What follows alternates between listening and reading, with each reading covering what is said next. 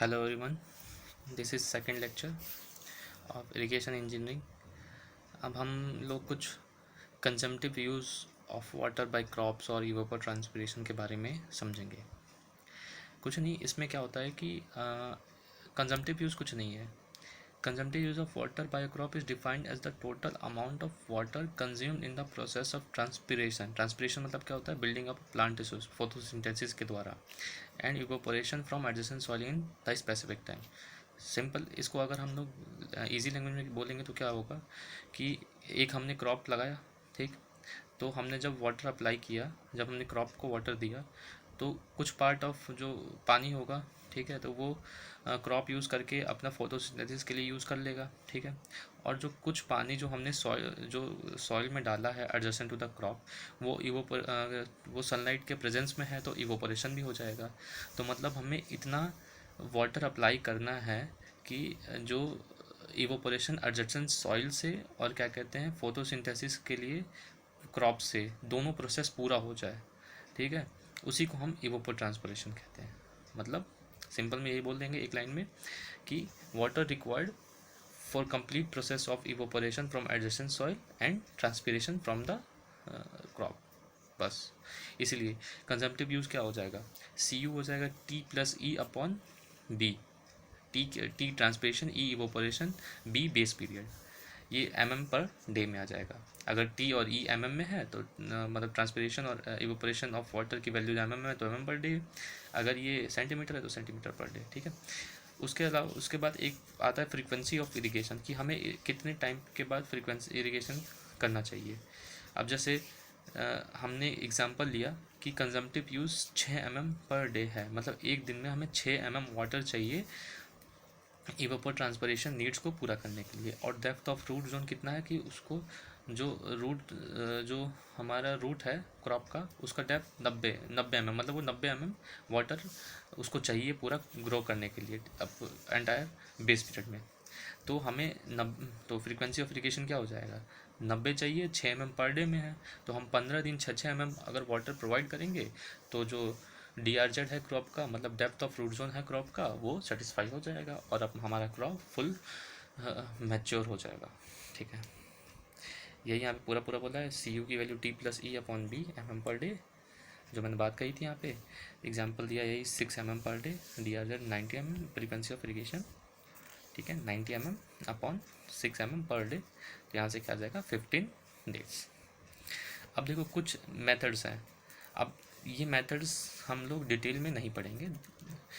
पहली बात, इसके लिए फॉर एग्जांपल एसएससी और स्टेट सर्विसेज एग्जाम में क्या होता है कि डायरेक्ट क्वेश्चन पूछ देते हैं कि which are the methods use for the determination of consumptive use. तो इसमें आपको 5 नाम आपको याद करने जरूरी हैं। Tank lysimeter method, field experimental plots, ठीक है, ये दोनों तो डायरेक्ट मेथड है, ठीक है। और इनडायरेक्ट मेथड, ये बहुत क्वेश्चन आया है ब्लेनेक रिडल इक्वेशन पे और Penman's equation. Penman's equation energy balance method पे बेस्ड होता है ये, ठीक है, एनर्जी बैलेंस मेथड है ये। आपको मैं हाइड्रोलॉजी जब स्टार्ट करूँगा तो आपको इसके बारे में बहुत कुछ बताऊँगा मैं, ठीक है। तो पहला आता है टैंक लीजीमीटर मेथड, इसके बारे में थोड़ा देख लेते हैं। इसमें क्या होता है कि हम इसमें 10 से 15 टैंक्स हम लेते हैं और उस पर हम क्या कहते हैं, ये पूरा पूरा जो मेथड है हम इसमें पूरे मेथड में प्रोसेस करते हैं, जो पूरा अभी प्रोसेस समझने वाले हैं। और हम इसमें एक ऑप्टिमम मॉइस्चर कंटेंट का कर्व बनाएंगे। इसमें क्या होता है कि हम एक टैंक लेते हैं जिसका cross sectional area 10 metre square होता है, डेप्थ 3 मीटर होता है, ठीक है। और हम इसमें लेते हैं और टैंक के नीचे जो बेस होता है उसको परफोरेटेड रखते हैं, ठीक है। और टैंक को हम ऐसे इंस्टॉल करते हैं कि वो लेवल जो ग्राउंड लेवल है उससे परफेक्टली मैच कर जाए। उसके बाद क्या करते हैं, जो हम ऑप्टिमम रिक्वायरमेंट फॉर जो ऑप्टिमम वाटर रिक्वायरमेंट आता है मैक्सिमम ग्रोथ ऑफ प्लांट का, तो difference of water applied and excess water collected coming out from the perforated base plate is called the consumptive use of the water by the respective crop। इसमें क्या हुआ कि मतलब जो optimum water content आ गया, maximum growth of, जब plant हो गई पूरी ग्रोथ होगी पूरी, तो उस टाइम पे एक ऑप्टिमम मॉइस्चर रिक्वायरमेंट हमें पता लग गया होगा। तो उसकी वैल्यू क्या होती है कि हमने जो पानी डाला, ठीक है, और जो क्या कहते हैं परफोरेटेड हमने बेस प्लेट लिया था और जो कलेक्ट हुआ हमारे पास, उन दोनों का डिफरेंस, जो वो होता है हमारा वो water requirement by the crop, ठीक है। तो इसके लिए हम यहाँ से समझते हैं, ये बेस पीरियड बी था, हमने डी ए अप्लाई किया, ठीक है। ये ई और टी इवोपोर ट्रांसपिरेशन नीड्स है, ठीक है। और डी ई ये हमारा पानी कंटेनर में कलेक्ट हुआ, ठीक है। तो यहाँ से हम कंजम्पटिव यूज़ क्या बोलेंगे, D A minus D E, ये तो हमारा जो पानी यूज़ पर इवोपोर ट्रांसपिरेशन नीड को कंप्लीट करने के लिए अपॉन बी बेस पीरियड होगा, तो पर डे। ऐसे ही हम 10 से 15 टैंक्स पे हम ये एक्सपेरिमेंट करेंगे और उसके बाद ये हम एक कर्व बनाएंगे, तो एग्रीकल्चर प्रोडक्टिविटी या ईल्ड और क्या कहते हैं डेप्थ ऑफ वाटर के बीच में, ठीक है। ऐसी अब फील्ड एक्सपेरिमेंटल प्लॉट्स क्या होता है, इसमें तो हमने टैंक लेजीमीटर मेथड में तो हमने क्या यूज़ किया, टैंक्स यूज़ कर लिए। लेकिन हम फील्ड एक्सपेरिमेंटल प्लॉट्स में हम क्या कहते हैं, हम इरिगेशन प्लॉट्स सेलेक्ट ऐसे करते हैं जिसमें ना ही सरफेस रन ऑफ हो ना डीप पर्कुलेशन हो, और उसमें भी हम बहुत 3 से 4 कम से कम ये हम क्या कहते हैं सेलेक्ट करते हैं फील्ड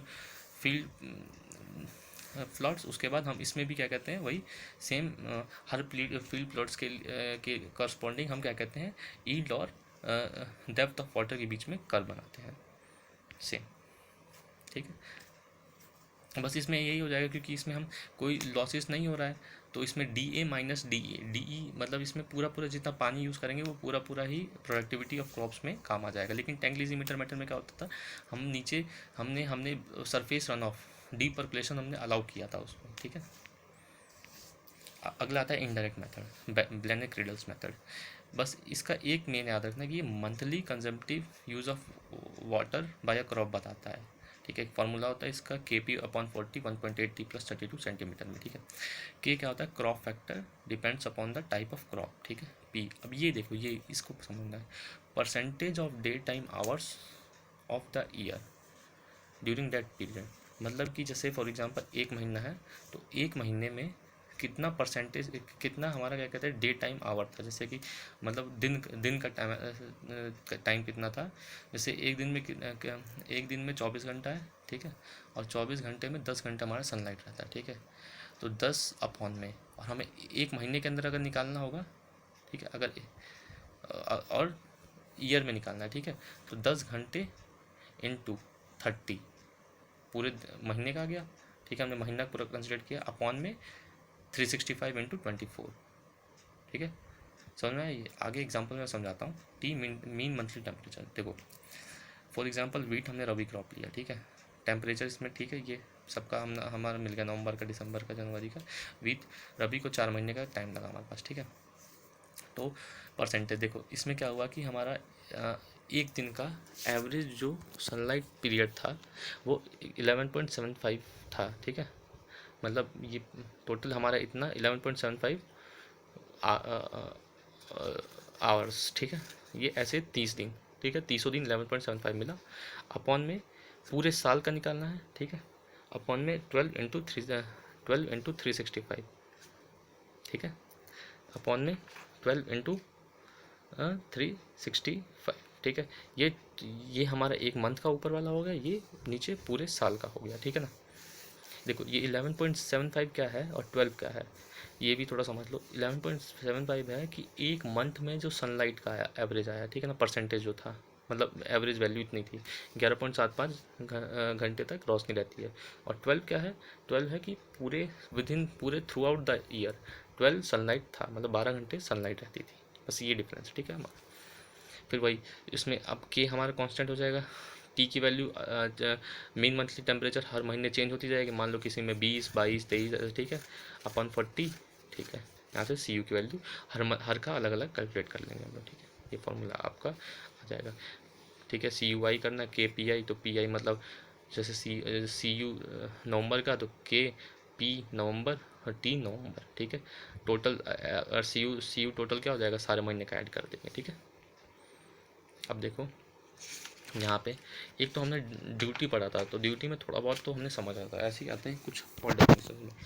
इरिगेशन इंजीनियरिंग में कुछ नहीं है, इरिगेशन इंजीनियरिंग में अगर हमें टर्म्स क्लियर हैं तो हमारा सब कुछ ईजिली हो जाएगा, नहीं तो फिर दिक्कत है। देखो जैसे इफ़ेक्टिव या यूज़फुल रेनफॉल, जैसे क्या हुआ, रेनफॉल हुआ कि एक क्रॉप है, ठीक है, उसका पूरा बेस पीरियड चल रहा है, ठीक है। मान लो कि आपका राइस ले लो, समर क्रॉप है, ठीक है, अभी मई चल रहा है, जून जून जुलाई में मान लो कि रेनफॉल स्टार्ट हो गई, ठीक है, तो क्या होगा कि इट इज़ रेनफॉल का वो पार्ट, ठीक है, मतलब जैसे रेनफॉल हमारा कितना मान लो कि 20 mm होगा, ठीक है, 20 सेंटीमीटर मान लो, ठीक है, ठीक है, 20 हम रेनफॉल मान लो 20 सेंटीमीटर, ठीक है, तो हमारा क्या हुआ कि उसमें से पाँच पाँच जो सेंटीमीटर रेनफॉल था वो हमारा D percolation surface run of से चला गया, ठीक है, तो हमारा इफेक्टिवली 15 सेंटीमीटर जो था वो क्या कहते हैं हमारे फील्ड के ऊपर जो आया, जो कि इवेपोर ट्रांसपिरेशन नीड्स को कंप्लीट करेगा, ठीक है, एडजस्टन सॉइल इवेपोरेशन और ट्रांसपिरेशन क्रॉप्स के लिए, ठीक है, तो ये हमारा इफेक्टिव जो पार्ट जो रेनफॉल का वो पार्ट जो इवेपोर ट्रांसपिरेशन नीड्स को कंप्लीट करे उसको ही इफेक्टिव रेनफॉल कहते हैं।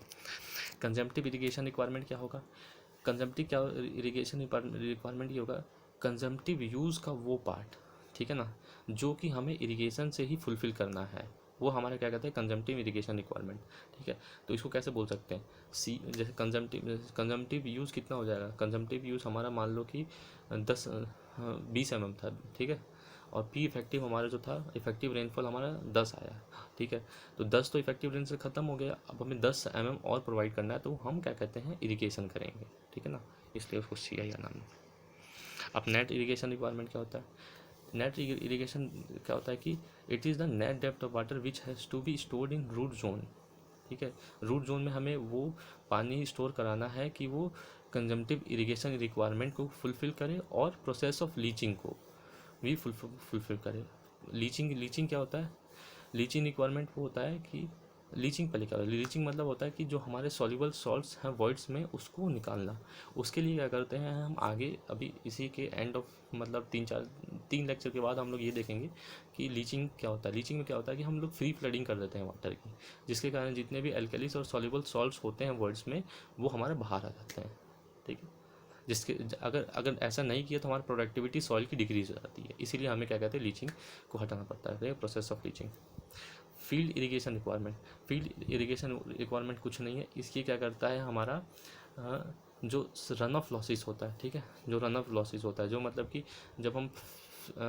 जबकि जो फील्ड पे हम पानी अप्लाई करते हैं, जो सरफेस रन ऑफ लॉसेस जो ईंटा ए आता था, ठीक है ना, और जो उसको काउंटर करने के लिए हम, ठीक है ना, फील्ड इरिगेशन रिक्वायरमेंट आया, ठीक है, कि मतलब जैसे यहाँ से नेट इरिगेशन रिक्वायरमेंट आ गया हमारा मान लो कि 20 mm, ठीक है, और ईंटा है मतलब हमने ईंटा है कैलकुलेट किया था तो हमें उसका 90% मिला, तो मतलब 90% है तो 20/0.9, तो 20 से ज़्यादा ही आएगा, ठीक है। अब उसका ग्रॉस इरिगेशन रिक्वायरमेंट क्या होता है, ये हमारा क्या कहते हैं कन्वेंस लॉस और ट्रांसमिशन लॉस को, जो मतलब कि पानी चैनल जो हमने चैनल से और वाटर कोर्स के बीच में जो मतलब हमारा कन्वेंस लॉस होता था उसको काउंटर करता है, ठीक है, तो FIR/NC, और इसको एक और फॉर्मूला लिख सकते हैं कि NIR अपॉन ईटा ए इंटू ईटा सी, सेम फॉर्मूला। अब देखो जो मेन टॉपिक्स आते हैं ये आते हैं फैक्टर्स अफेक्टिंग कंजप्टिव यूज़, ठीक है ना, ये चीज़ें हमें समझना बहुत ज़रूरी है, इसमें बहुत दिक्कत आनी है, नहीं आएगी अगर आराम से सुनोगे तो, ध्यान से सुनना, ठीक है। अब देखो पहली बात तो हमें कंजम्पटिव यूज़ पता होना चाहिए, क्या है कंजम्पटिव यूज़, वो है जो कि इवोपरेशन नीड्स को कंप्लीट करता है एडजसेंट सॉइल से और ट्रांसपिरेशन लॉसेस को ट्रांसपिरेशन को प्रोसेस को कंप्लीट करता है क्रॉप से। अब देखो ह्यूमिडिटी एंड क्लाइमेट कंडीशन, अगर ह्यूमिडिटी बढ़ेगी, ठीक है, तो इवोपरेशन कम होगा, मतलब स्वेटिंग ज़्यादा होती है जब ह्यूमिड कंडीशन होता है, ठीक है, तो इवोपरेशन कम हो रहा है। अगर ये हमने अपने से बताया कि हम लोग डे टू डे लाइफ में ये सब बोलते रहते हैं कि आज ह्यूमिड कंडीशन है, क्रॉप्स पे आओ, ह्यूमिडिटी बढ़ी, इवोपरेशन नहीं हुआ एडजेसेंट सॉइल से, ठीक है, जब एडजेसेंट सॉइल से ह्यूमिडिटी इवोपरेशन नहीं हुआ तो वो पानी क्या कहते हैं, अब क्या वो पानी जो है वो प्रोडक्टिविटी ऑफ क्रॉप के लिए काम आ जाएगा, तो इसलिए इवोपर ट्रांसपिरेशन नीड्स क्या हो जाता है E+T+E/B था फॉर्मूला, तो वहाँ से E की वैल्यू कम हो गई, तो वहाँ से इवोपर ट्रांसपिरेशन वैल्यू डिक्रीज हो जाएगी, ठीक है, क्योंकि इवोपोरेशन वाला पानी तो हमने काउंटर बैलेंस कर दिया। मीन मंथली टेम्परेचर, अब देखो अगर मीन मंथली टेम्परेचर बढ़ेगा, गर्मियों के टाइम में इवोपोरेशन लॉसेज ज़्यादा होगा। अब इवोपोरेशन लॉसेज ज़्यादा होगा तो हमें और ज़्यादा पानी डालना पड़ेगा कि वो इवोपोरेशन जो लॉस करा रहा है उसको काउंटर बैलेंस करने के लिए। तो मतलब यहाँ पे इवोपोर ट्रांसपिरेशन T+E/B, तो ई की वैल्यू बढ़ जाएगी तो कंजम्पटिव यूज़ की वैल्यू बढ़ जाएगी, या इवोपोर ट्रांसपिरेशन, कंजम्पटिव यूज़ और इवोपोर ट्रांसपिरेशन नीड्स दोनों सेम ही है, ठीक है ना। अब क्रॉप पीरियड, अगर क्रॉप पीरियड ज़्यादा होगा, क्रॉप पीरियड ज़्यादा होगा, ठीक है, तो T+E, ठीक है, तो इसमें टी की वैल्यू भी बढ़ेगी और ई की वैल्यू भी बढ़ेगी, क्योंकि जब जितना टाइम रहेगा जैसे मान लो कि क्रॉप पीरियड की वैल्यू 20, एक क्रॉप के लिए 20 है और एक के लिए 40 है, ठीक है। तो अब जिसका क्रॉप पीरियड 20 है तो उसमें 20 दिन में ही क्या कहते हैं ट्रांसपिरेशन और इवोपोरेशन के लिए पानी देंगे। अब इसमें 40 वाले में इवोपोरेशन और ट्रांसपिरेशन के लिए 40 के लिए देंगे, ठीक है। तो इसलिए इसमें तो हमारा T+E/B, T+E दोनों बढ़ जाता है, ठीक है। Rainfall during the crop period, rainfall during the crop period क्या हो जाएगा कि अगर अगर रेनफॉल ज़्यादा होगा किसी टाइम पे, किसी क्रॉप के लिए रेनफॉल ज़्यादा हो रहा है तो ठीक है, तो CIR वैल्यू कम हो जाएगी, क्योंकि CIR वैल्यू क्या होता है CU minus P effective rainfall, ठीक है। तो P इफेक्टिव बढ़ेगा तो हमारे CIR लेस हो जाएगा, बिल्कुल। टाइप ऑफ सॉइल, अब इसको समझो, ये अगले 2 पॉइंट बहुत ज़्यादा इंपॉर्टेंट है। By keeping other parameter constant soil is more permeable, ठीक है। अगर सॉइल ज़्यादा ही परमिएबल है, ठीक है, तो इवोपोरेशन मतलब देखो जो पानी है एडजेसेंट सॉइल में वो पानी तो वॉइड्स में है, ठीक है। अगर वॉइड्स में अगर परमिएबल ज़्यादा है, ठीक है, तो मतलब पानी ईजिली मूव कर सकता है। तो अगर ज़्यादा परमिएबल है तो ज़्यादा इवोपोरेशन वॉइड से हो जाएंगे, अगर ज़्यादा इवोपोरेशन वॉइड से हो जाएंगे तो हमें एक्स्ट्रा पानी डालना पड़ेगा इवोपोर ट्रांसपिरेशन नीड्स को कंप्लीट करने के लिए। तो इसलिए हमारा अगर मोर परमिएबल सॉइल देन मोर इवोपोर ट्रांसपिरेशन। विंड वेलोसिटी, इसको समझो। इससे पहले विंड वेलोसिटी का इफेक्ट इवोपोरेशन पे क्या होता है कि इसके लिए इवोपोरेशन पूरा हमारा क्या कहते हैं एक सरफेस फिनोमेना होता है। ये हाइड्रोलॉजी में पूरा देखेंगे तो एक छोटा सा ओवरव्यू आपको बता देता हूँ मैं कि इवोपोरेशन होता है वो आपका वो vapour pressure of water minus vapour pressure of air, ठीक है ना। ये इसके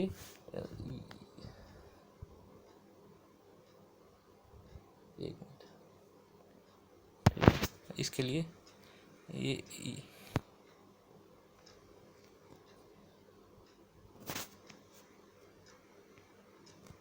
एक मिनट इसको थोड़ा मोटा कर लेते हैं, ठीक है।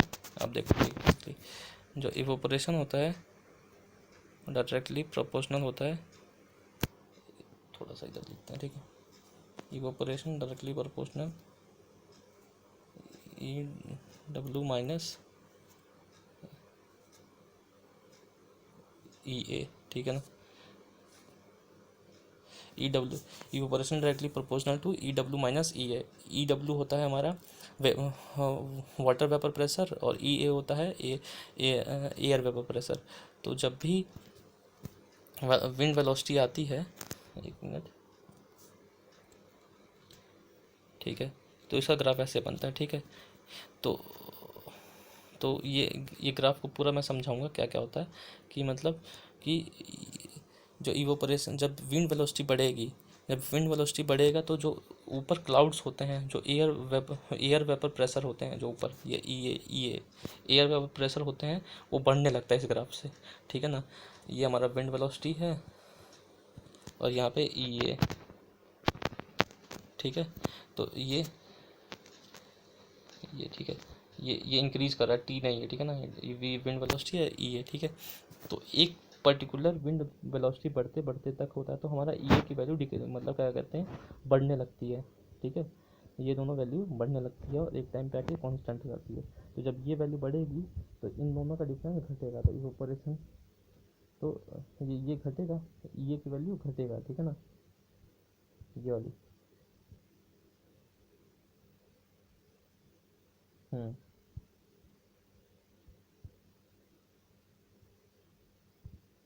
ठीक है, ये वाली वैल्यू हमारी ये जैसे जैसे धीरे धीरे जैसे मान लो कि वेलोसिटी बढ़ने लगा, हमारा विंड वेलोसिटी बढ़ रहा है, ठीक है।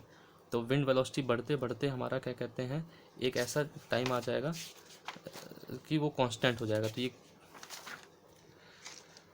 एक मिनट, ठीक है।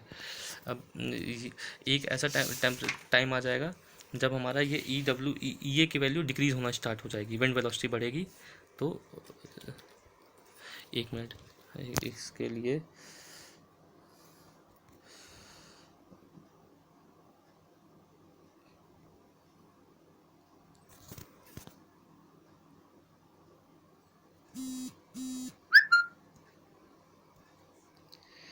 यहाँ चला गया था ना।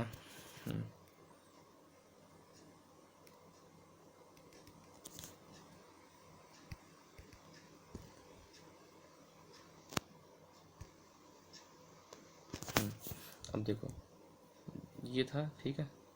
आपको ग्राफ पूरा पूरा समझा देता हूँ, ठीक है। ये था, ये ये वैल्यू है, ये विंड वेलोसिटी है, ठीक है। तो ये ग्राफ ऐसे जाता है, ठीक है। विंड वेलोसिटी बढ़ता है तो ये ऐसे से बढ़ रहा है, तो ये क्या, ये पूरा ये ई वैल्यू, ठीक है, ये ई है, ठीक है। और हमारा ई हमने क्या बताया था, directly proportional to E W minus E A, ठीक है। तो हमने क्या बताया था कि ये वैल्यू डिक्रीज होती है, ठीक है। जैसे जैसे क्या कहते हैं, हमारा जैसे जैसे हमारा विंड वेलोसिटी बढ़ता है तो ई ए वैल्यू हमारा डिक्रीज होता है। जब ई ए वैल्यू डिक्रीज होगा तो ई डब्ल्यू माइनस ई ए का डिफरेंस जो होगा वो वैल्यू हमारा क्या कहते हैं, हमारा इंक्रीज करेगा। तो मतलब इवोपोरेशन की वैल्यू इंक्रीज करेगी। क्यों इंक्रीज करेगी, सिंपल से आप लोग ये भी तो देख सकते हो ना। एक चीज़, अगर आपसे ये बात बोलूँ मैं कि अगर विंड वेलोसिटी हट आया तो इतना तो पता लग रहा है ना कि जो एयर वेपर प्रेशर है वो तो क्लाउड्स हटेंगी तो जो हमारा डायरेक्ट सनलाइट के कारण जो पानी है, जो वाटर वेपर प्रेशर हुआ, वो हमारा इंक्रीज होगा। अब वो इंक्रीज होगा, ठीक है। तो हमारा ई डब्ल्यू माइनस ई जो है वो नेट वैल्यू हमारा इंक्रीज कर रहा है, तो ई वैल्यू बढ़ेगा, इवोपरेशन बढ़ेगा। जब इवोपरेशन बढ़ेगा तो हमें एक्स्ट्रा पानी डालना पड़ेगा इवोपर ट्रांसपोर्टेशन नीड्स को पूरा करने के लिए, ठीक है ना। ये विंड वेलोसिटी वाला ध्यान रखना बस, ठीक है ना, क्योंकि ये काफ़ी कॉम्प्लिकेटेड है इसको समझाने के लिए। क्योंकि आप लोगों को अभी आपने इवोपोरेशन और विंड वेलोसिटी का जो मैंने बस थोड़ा थोड़ा सा आपको ओवरव्यू बताया है, ठीक है ना। तो आप इसको ध्यान रखिएगा। इसको हम हाइड्रोलॉजी पढ़ेंगे तो पूरा आपको क्लियर मैं बिल्कुल अच्छे से बता दूंगा, क्योंकि मैंने भी काफ़ी दिन बाद ये मतलब देखा है, और ये नोट्स अभी मेरे मोबाइल में थे तो मैंने सोचा कि आप लोग को बता दूं। बाकी तो मेरे नोट्स भी मेरे नेटिव प्लेस पे छूटा हुआ है और मैं लॉकडाउन में फंसा हूँ, ठीक है। अगला, irrigation technique. If irrigation is applied based upon scientific recommendation then the total evapotranspiration, बिल्कुल सही बात है। अगर क्या कहते हैं साइंटिफिक रिकमेंडेशन से काम होगा तो इवोपोरेशन की वैल्यू कम होगी और ट्रांसपिरेशन की वैल्यू कम होगी, तो इवोपर ट्रांसपिरेशन नीड्स रिड्यूस हो जाएगा। विंड वेलोसिटी समझ में आया ना, कि एक बार और फिर से विंड वेलोसिटी समझाता हूँ कि evaporation is directly proportional to E W minus E है। जैसे जैसे विंड वेलोसिटी बढ़ेगी तो हमारा जो एयर वेपर प्रेशर होगा वो वैल्यू रिड्यूस होगी, क्योंकि जितना भी वेपर है ऊपर से क्लाउड से वो हटेंगे तो उसके कारण जो प्रेशर है वो भी डिक्रीज हो जाएगा। तो ई डब्ल्यू माइनस ई ए हमारा इंक्रीज हो जाएगा, नेट वैल्यू इंक्रीज होगी तो हमारा इवोपोरेशन इंक्रीज हो जाएगा, बस। हाँ, अब यहाँ से आइए, soil moisture irrigation relationship, net requirement irrigation water, ठीक है। इसमें क्या होता है, ग्राउंड लेवल है, ठीक है। ये रूट जोन दिखा रखा है हमने, यहाँ पे नेचुरल रेनफॉल आया या फिर इरिगेशन वाटर आया, ठीक है। तो कुछ पार्ट उसका डीपर्कुलेट हो जाएगा और कुछ पार्ट हमारा रूट ऑब्जॉर्व कर लेगा, ठीक है। तो इसी के बारे में हम सबसे पहले यहाँ पे MA molecular attraction between soil and water हो गया, ठीक है। LCF यहाँ लिखा है वो loose chemical force between soil and water हो गया, ठीक है। NaWi हो गया, नॉन अवेलेबल वाटर हो जाएगा, CW हो जाएगा, कैपिलरी वाटर हो जाएगा, ठीक है। अब हम लोग ये सारे इसके बारे में पढ़ते। इसमें क्या होता है कि जब हम पानी करते हैं तो इसके दो पार्ट होते हैं, ठीक है ना। एक तो पहले डीप पर्कुलेशन चला गया, ठीक है, ठीक है। उसके अलावा जो पानी आया फील्ड कैपेसिटी के लिए, ठीक है, उसको हम फील्ड कैपेसिटी अब बताते हैं, वो पूरा क्लियर करेंगे फील्ड कैपेसिटी क्या होता है। उसका एक पार्ट जो पानी होता है डीप पर्कुलेशन चला गया, एक पार्ट हमारा रूट जोन लेगा। तो रूट जोन में दो पानी होंगे, ठीक है। एक होगा जिसको हम molecular attraction between soil and water होता है, और एक होता है लूज केमिकल फोर्स वाला, ठीक है। ये नॉन अवेलेबल वाटर होता है, और मॉलिकुलर अट्रैक्शन वाला होता है उसको अवेलेबल वाटर या कैपिलरी वाटर कहते हैं। ठीक है, अब देखो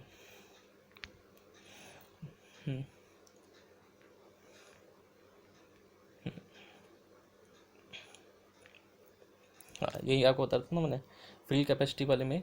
first part is that which is attach to the soil molecules. ठीक है, due to molecular attraction of, पहला जो पार्ट होता है फील्ड कैपेसिटी ऑफ वाटर का, वो molecular attraction of water between soil and water होता है, जो कि जो हमारा रूट्स होता है वो इजीली एक्सट्रैक्ट कर लेता है कैपिलैरिटी एक्शन के द्वारा। ठीक है, और वही हमारा प्लांट्स ग्रोथ के लिए रिस्पॉन्सिबल होता है। इसी को हम कैपिलरी वाटर और अवेलेबल वाटर, तो ये क्वेश्चन आता है हमेशा हर जगह कि which water is responsible for the growth of the crops, तो कैपिलरी वाटर। ठीक है, दूसरा क्या होता है कि अदर पार्ट जो होता है वो loose chemical forces between soil and water होता है, जिसको क्या कहते हैं रूट्स होता है वो एक्सट्रैक्ट नहीं कर पाता है। ठीक है, अब एक्सट्रैक्ट नहीं कर पा उसको एक्सट्रैक्ट करने के लिए एक्स्ट्रा एनर्जी देना पड़ता है। ठीक है, उसको वो जनरली नहीं कर पाता है। ठीक है, कैन नॉट बी, कैपिलरिटी से वो उसको रिमूव नहीं कर पाएगा, इसलिए हम उस वाला जो जो वाटर है उसको हम प्लांट्स के ग्रोथ के लिए यूज़ नहीं कर सकते हैं, इसीलिए उसको हाइग्रोस्कोपिक या नॉन अवेलेबल वाटर कहते हैं। ठीक है, अब फील्ड कैपेसिटी के बारे में थोड़ा जानिए। The water table, the water below the ground water table is known as ground water and, ठीक है, ground water table is known as soil moisture. When the water falls above the ground, एक part जो होता है वो absorb हो जाता है, वो डीपर्कुलेट हो जाता है, और दूसरा जो पार्ट होता है वो रूट्स हमारा उसको एब्जॉर्ब करती है। ठीक है, और इमिडिएटली आप, ठीक है, जो पार्ट ये अगला लाइन देखिए, the water which can not be easily drained under the, जो डीप पर्कुलेशन जो पानी होता है वो एक्शन ऑफ ग्रेविटी से होता है। ठीक है, और जो पार्ट जो रूट ने अब्जॉर्व कर लिया है, तो इसका मतलब क्या है कि ग्रेविटी के एक्शन ने उसको ड्रेन नहीं किया कर पाया, तो उसको क्या कहते हैं, हमारे रूट ने एब्जॉर्ब कर लिया। जब उसी को, उस वाले वाटर को जो ड्रेन नहीं कर पाई ग्रेविटी के एक्शन के द्वारा, तो उसी को हम फील्ड कैपेसिटी कहते हैं। अब इसको मैथमेटिकल समझिए। फील्ड कैपेसिटी क्या होता है, wait of water in certain, पहले तो हम एक फेज डायग्राम बना देंगे। ठीक है, पूरा फेज डायग्राम में नीचे ही सॉइल है, ऊपर वाटर है, डेप्थ ऑफ वाटर पूरा। ठीक है, wait of water in certain volume of soil upon weight of same volume of dry soil. ठीक है, बिल्कुल सही है, या इसको ऐसे ही बोल सकते हैं, weight of maximum amount of moisture held by soil against gravity. ठीक है, मैक्सिमम जो हेल्ड किया है मतलब, ठीक है ना, जो ड्रेन नहीं हुआ है। ठीक है, weight of maximum amount of moisture held by soil against gravity upon the unit weight of dry soil. ठीक है, तो पहला क्या हो जाएगा, वेट ऑफ मैक्सिमम वाटर क्या हो जाएगा, gamma W into volume of voids. Volume of voids क्यों लिखेंगे, क्योंकि वाटर है वो वॉइड्स में है, upon weight of same volume of dry soil. तो यहाँ पे क्या कर देंगे, वेट क्या होगा, gamma D into total volume. ठीक है, तो यहाँ पे एफ सी क्या हो जाएगा, gamma W upon gamma D into volume of voids into volume of voids upon total volume. ठीक है, तो ये पोरोसिटी आ जाएगा। तो ये फॉर्मूला हमेशा आता है एग्जाम में, आपको क्या करते हैं वो लोग, गामा डब्ल्यू गामा डी और पोरोसिटी दे देते हैं, और हमको ये वाला रिलेशन याद नहीं रहता है। ठीक है, तो ये हो जाएगा हमारा फील्ड कैपेसिटी, गामा डब्ल्यू अपन गामा डी इंटू पोरोसिटी। और कभी कभार क्वेश्चन में आपको डायरेक्ट वेट ऑफ वाटर और वेट ऑफ ड्राई सॉइल दे देंगे, तो बस ये ले देंगे वेट ऑफ वाटर जो हेल्ड किया है। अगर मान लो कि क्वेश्चन ऐसे आया कि टोटल वेट ऑफ वाटर है जैसे 10 किलो न्यूटन। ठीक है, और उसमें से जो ड्रेन हो गया 2 किलो न्यूटन, तो 8 किलो न्यूटन हमारा हेल्ड हो गया, और सॉलिड्स का है वो 12 किलो न्यूटन है, तो वही 8/12 हो जाएगा फील्ड कैपेसिटी। ठीक है, एक क्वेश्चन ऐसे बन सकता है। ठीक है, तो हम यहाँ से एक फार्मूला इसको एक्सपेंड कर ले, gamma D upon gamma D into porosity को। ठीक है, और फील्ड कैपेसिटी को हम weight of water upon weights upon solid लिख सकते हैं। तो वेट ऑफ वाटर कैसे लिख सकते हैं, volume of water into unit weight of water, और यहाँ पे वेट ऑफ सॉलिड कैसे लिखेंगे, gamma D into gamma D into total volume कैसे लिखेंगे, हमने इसमें यहाँ पे यहाँ पे हमने डी इंटू वन, एक यूनिट लेंथ दोनों तरफ मान लिया। ठीक है, तो डी इंटू वन। ठीक है, तो यहाँ से डी डब्ल्यू क्या जाएगा, gamma D upon gamma W into D into F C. ठीक है, डेप्थ ऑफ वाटर हमें इतना चाहिए हमें टोटल, हमें क्या कहते हैं परफेक्ट मैच्योरिटी ऑफ क्रॉप्स के लिए। अब इसको समझिए, ये फील्ड कैपेसिटी टोटल अपर पॉइंट होता है, एक पीडब्ल्यू परमानेंट वीटिंग पॉइंट। तो परमानेंट वीटिंग पॉइंट वो पॉइंट होता है कि इसके नीचे अगर वाटर लेवल मॉइस्चर कंटेंट गया क्रॉप का तो वो परमानेंट वीट्स मतलब परमानेंट ख़त्म हो जाएगा, ठीक है। तो इसका मतलब ये नहीं है कि इसका फील्ड कैपेसिटी और परमानेंट वीटिंग पॉइंट के बीच का डिफरेंस का बीच में जितना पानी होता है सारा ही क्या कहते हैं वो ये यूज़ कर लेता है क्रॉप अपने ग्रोथ के लिए। इसमें क्या होता है कि इसमें दो इनके इनके इनके डिफरेंस के बीच में दो होता है, दो पार्ट्स होते हैं, एक रैपिडली अवेलेबल मॉइस्चर और एक नॉन रैपिडली अवेलेबल मॉइस्चर्स होते हैं, ठीक है। तो इसमें क्या होता है जो जो रैपिडली अवेलेबल मॉइस्चर्स होता है वो कम से कम 75 to 80% होता है टोटल अवेलेबल मॉइस्चर का, जिसको क्रॉप होता है without action of any external force और एनर्जी वो इजीली एक्सट्रैक्ट कर देता है। जो 20 से 25% होता है वो नॉन रेडिली अवेलेबल मॉइस्चर होता है, जिसके एक्सट्रैक्ट करना है तो एक्स्ट्रा एनर्जी देना पड़ेगा। अगर एक्स्ट्रा एनर्जी देंगे तो हमारा जो प्रोडक्टिविटी है क्रॉप का तो वो हम नहीं फुलफ़िल कर पाएंगे, यानी pure perfect maturity of crop नहीं हो पाएगी। तो इसीलिए हम क्या करते हैं कि जैसे ही पानी का लेवल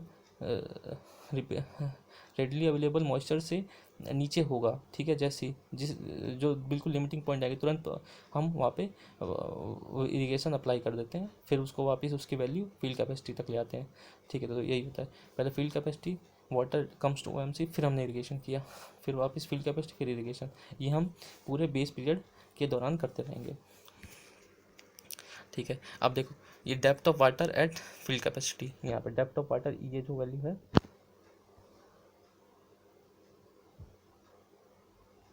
ये वाली जो वैल्यू है ये डेप्थ ऑफ वाटर हो गई, ठीक है। और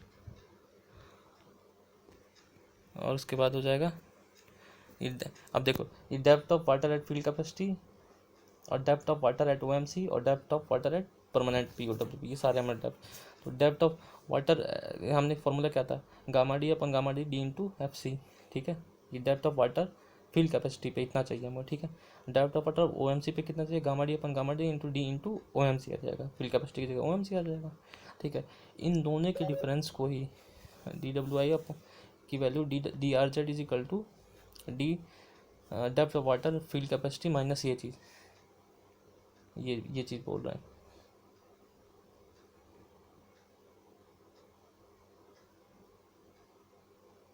ये पूरा इसी को हमने डी आर जेड बोला है, ठीक है। यही डी डब्ल्यू आई या डी आर जेड इसी को बोल देंगे, ठीक है। ये हो जाएगा gamma D upon gamma D into D into F C minus one C, यही फॉर्मूला हमेशा आप याद करते होंगे, ठीक है। ये पॉइंट्स बता दिया मैंने फील्ड कैपेसिटी के बारे में कि कुछ पार्ट्स होता है जब हमारा natural rain for irrigation provide करते हैं कि ग्रेविटी के एक्शन से वो ग्राउंड वाटर टेबल को मीट कर जाता है, कुछ क्या कहते हैं नहीं मीट कर पाता है और वो रूट जोन उसको अगेंस्ट द ग्रेविटी हेल्ड कर लेती है। जो water against the gravity held कर लेती है उसी को हम फील्ड कैपेसिटी ऑफ वाटर कहते हैं। फील्ड कैपेसिटी के दो पार्ट्स होते हैं, पहला पार्ट होता है जिसमें molecular interaction between soil and water होता है, ठीक है, जिसको आराम से क्या कहते हैं ईजिली कैपिलरिटी एक्शन की तरह एक्सट्रैक्ट कर लेता है रूट्स अपने ग्रोथ के लिए। और दूसरा होता है उसमें लूज केमिकल फोर्स होता है सॉइल और वाटर के बीच में, जिसको रूट्स जो होते हैं हमारे वो उसको एक्सट्रैक्ट नहीं कर पाता है। परमानेंट वीटिंग पॉइंट भी देख लिया, परमानेंट वीटिंग पॉइंट वो पॉइंट है जिसके नीचे अगर मॉइस्चर कंटेंट जाए तो जो प्लांट होता है वो डेड हो जाएगा, ठीक है। रेडियली भी देख लिया हमने, रेडियली अवेलेबल मॉइस्चर ये होता है, ये डिफरेंस ये होता है अवेलेबल मॉइस्चर का 75 to 80% अवेलेबल मॉइस्चर क्या होता है difference between the field capacity and permanent wilting point, ठीक है।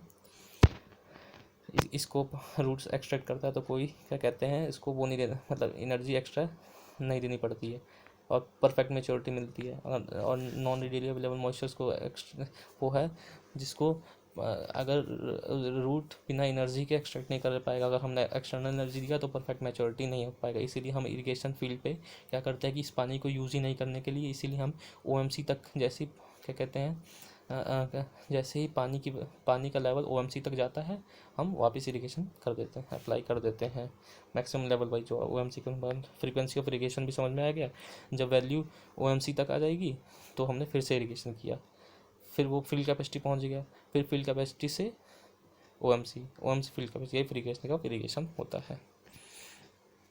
अब देखो अब हम कुछ नोट्स देखते हैं। पोटेंशियल इवोपोट्रांसपिरेशन मतलब थ्योरेटिकल, ये पोटेंशियल इवोपोट्रांसपिरेशन क्या, तो ये थ्योरेटिकल बात की गई है कि अगर वर्ड सुनना, अगर सफिशिएंट मॉइस्चर अवेलेबल है कंप्लीटली इवोपोट्रांसपिरेशन नीड्स को फुलफिल करने के लिए क्रॉप्स के लिए, ठीक है, तो उस टर्म को हम पोटेंशियल इवोपोट्रांसपिरेशन कह देंगे। एक्चुअल इवोपोट्रांसफर क्या होता है कि एक्चुअल में जो इवोपोट्रांसपिरेशन नीड्स को कंप्लीट करने के लिए वाटर अवेलेबल है उसको हम एक्चुअल इवोपोट्रांसपिरेशन कह देते हैं।